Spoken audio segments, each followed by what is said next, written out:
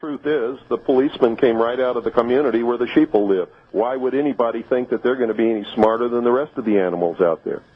So you think most of them will go along. Well, I told Philippus to his face on tape, I said, well, what you've done here, sir, you're probably going to pay for in the future. Well, it's absolutely true. He is a big exception. There are only about 3 sheriffs in the entire country who know what their authority is and have the guts to take a stand. This is the only police chief that I've ever heard of who's taken the proper stand. So if you want to know if they're going to go along with it, yeah, they'll go along with it to get their little paycheck. See, they've sold their country out for what, $20,000 a year, $30,000 a year? That's pretty cheap, isn't it? It's pretty sick. It is. And for maybe they'll get a retirement check in 20 or 30 years. So they sold their whole country out. They sold their children's future. They sold their grandchildren's future and their great-grandchildren, whom they haven't even seen yet. Now, Mr. Cooper, I understand what you're talking about, and I find out more every day. Just a year ago, I still couldn't accept some of this, and I mean, even you yourself, when I talked to you last week, said it took you years of studying a long time ago to finally understand it all. And people's mindset, they think of the government as made up of the same go-along, get-alongs. They don't understand the avarice and just how vicious and demented and inbred these people are. Well, in the first place, you're wrong in your premise. They don't think at all. That's why commercials are 30 seconds long. That is the attention span of the average American sheeple. They can't think beyond 30 seconds. That's why no American company, our business, our group plans ahead more than about 2 or 3 months. That's true. We have no long-term strategic goal for this country. That's right, and that's why we're getting beat by the Marxist, socialist, communists, because they have 5-year plans, 10-year plans, 15-year plans, 25-year plans, and 50-year plans, and they stick to them. Man, absolutely. Well, it's scary then. What's going to happen? It's just going to be, I think that either the American people are going to become slaves within just a few years, and it's going to be an enslavement like nobody can even dream of, and it's going to extend worldwide, and we're the only people that can stop it, because we're the only people in the world still who have the capability. Have the arms. And the arms to be able to stop it. Or there's going to be a civil war which will last between 5 and 15 years to restore constitutional Republican government and freedom and liberty worldwide. Well, that's the point. Even though most people are sheep, there is that between 5 and 10 million people that once it starts, I think more people will come out. And I don't want this to happen. This is just going to wreck the nation. I don't want it to happen either. Ever since I saw the plan back in 1971 and 72 when I was on the intelligence briefing team for CINCPAC Fleet to bring about one world totalitarian socialist government, and when I saw that the United States was behind the whole thing, this is not coming from without. The United States created the United Nations. Yes, sir. The United States created the European Union that has just been formed. Well, you're saying the United States is acting as the world police force right now. Well, you're saying the United States. Wouldn't you say a foreign aristocracy out of New York and Boston that controls our nation? The United States. Okay, corporate United States, with its headquarters in Washington, D.C. District of Columbia. It is the stated and avowed policy of the United States government to create world government over the ashes of all sovereign nations and existing religions around this world. Why don't you... I'm telling you that I saw that plan while I was in the Office of Naval Intelligence on the intelligence briefing team, the Commander-in-Chief of the Pacific Fleet. Would you elaborate on that just a little bit? That's what Behold a Pale Horse is all about. I understand. That's what's in that book.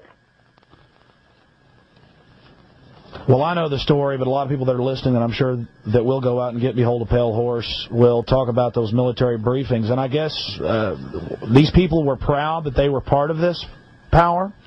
Oh, absolutely. This has been a goal for this. It's the reason this country was founded, and Americans don't understand that. The Founding Fathers, many of them were deists. They were members of the secret societies. Some of them were members of the Illuminati.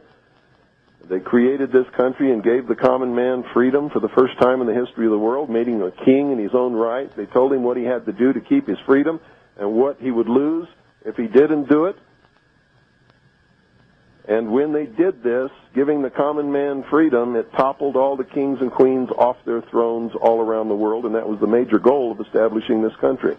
If the common man could have been vigilant and maintained his freedom and not given in to the I want, and I deserve, and you got to feed me, and you got to do this, and you got to take care of me, and change my diaper, and wipe my butt, and get me a job, and entertain me, and all that kind of stuff, which always leads back into what they call democracy, which always leads into socialism, which end goal stated by Marx and Lenin is communism. What did you first think? Said democracy is absolutely indispensable to socialism. What did you first think when you saw this openly being discussed in the top levels of the military? Well, it shocked the hell out of me, but they thought I was one of them. It was an accident that I got in there. I'd been a member of the Demolay Society when I was 13 years old, only attended 3 meetings, and then my father was transferred to Japan.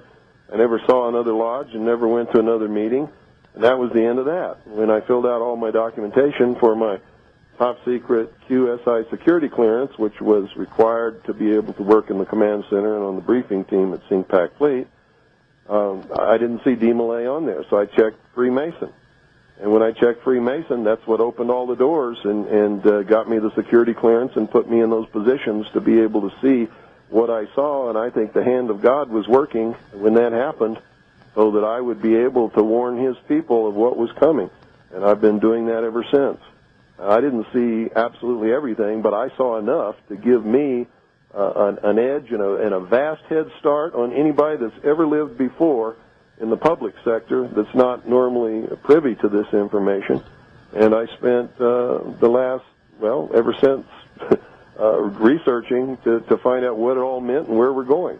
Well, just to go back to what's happening here locally in Central Texas, we know that there are dozens of different alphabet soup agencies that have the helicopters with the with the forward infrared looking radar and all the rest of this, but why are they gearing up like this? Why is our county building a 3-acre under the roof helicopter base? Just the warehouse is 3 acres under the roof. Why are our police going and training at Fort Hood with the military? What does this mean to the public? Well, because they know what's coming. They know that there's a hardcore group of American men and women who are devout, religious, moral people who love freedom and are dedicated to the concept of liberty and freedom and will fight to protect and defend constitutional Republican government against anything that comes along. And when that begins, it's going to be a terrible, terrible thing. I've spent most of my adult life trying to warn people and wake up enough people so that this did not have to happen, because I know it's going to be terrible.